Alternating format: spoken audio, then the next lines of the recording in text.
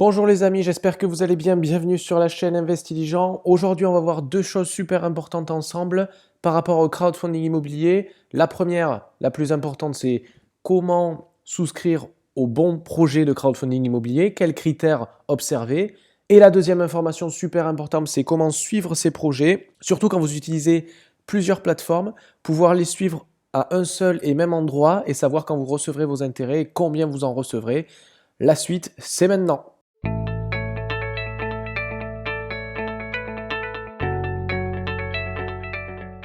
Donc premièrement, on va voir ensemble, comme je vous disais, les critères que moi, je regarde attentivement quand je veux souscrire à un prêt de crowdfunding immobilier.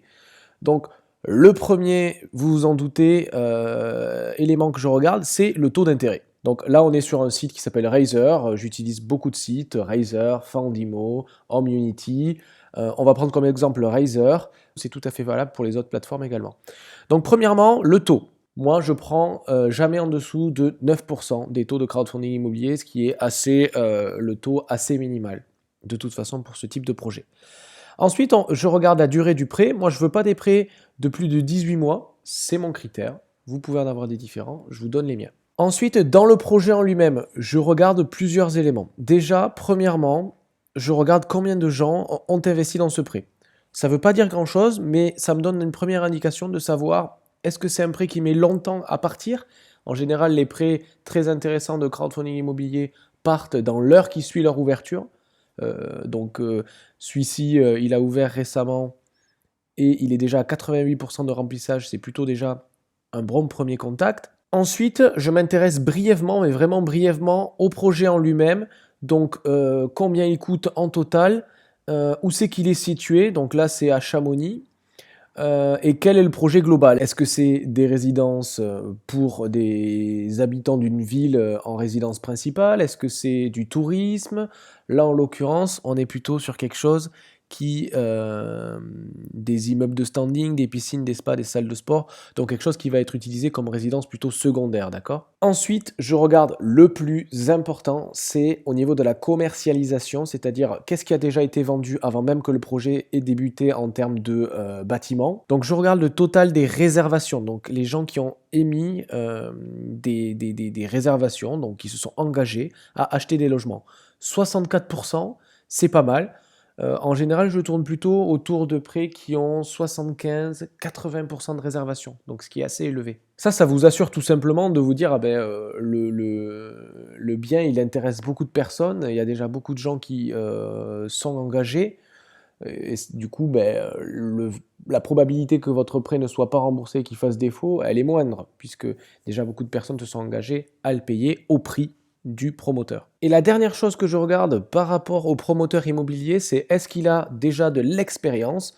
En l'occurrence, celui sur ce projet-là de Razers n'en a pas. C'est sa première expérience en tant que promoteur immobilier. Donc c'est vraiment un critère qui va compter pour moi. Je préfère privilégier des promoteurs expérimentés qui ont déjà fait plusieurs opérations. Donc je vous avoue que ça ne me rassure pas trop. Et enfin, je regarde le chiffre d'affaires de l'entreprise, comment il a évolué. Donc on regarde le chiffre d'affaires. En 2018, on voit 208 000 euros, puis on passe à 300 000, donc une augmentation de 50%, ce qui est assez intéressant. Et en 2020, on voit 141 000. Alors, faut pondérer 2020 avec le Covid, tout ça, je ne vais pas trop en tenir compte. En tout cas, on est plutôt sur une entreprise qui a son chiffre d'affaires qui augmente et ses résultats nets qui stagnent. Donc très honnêtement, au niveau du chiffre d'affaires, rien d'anormal. Encore une fois, sur ce projet, moi, ça ne m'intéresse pas d'investir dessus. Je vous donne juste mes critères. Mais le manque d'expérience du promoteur et un chiffre d'affaires qui n'est pas énorme pour un promoteur immobilier, 300-200 000 euros de chiffre d'affaires, c'est clairement très très peu. C'est des éléments qui font que je n'aurais pas investi sur ce projet-là. Après, le taux d'intérêt était assez intéressant, 10%. La durée d'emprunt ne correspondait pas exactement à ce que je cherchais, 24 mois, donc 2 ans. Donc c'est pas un prêt qui va m'intéresser moi, mais je vous donne mes critères. Deuxième partie de la vidéo où on va voir tout simplement le site internet de référence pour suivre ces projets de crowdfunding immobilier, surtout quand vous utilisez comme moi plusieurs plateformes. Quand vous utilisez plusieurs plateformes pour suivre l'avancement des projets, il faut se connecter un par un sur chacun des sites pour voir les projets indépendamment de comment ils évoluent.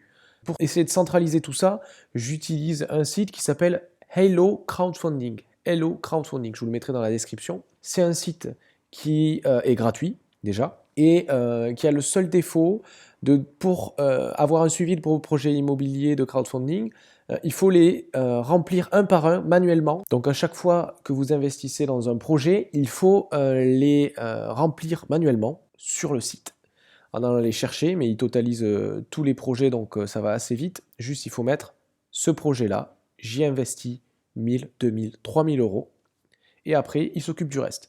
Donc vous voyez que j'ai investi un total de 7000 euros sur 6 projets.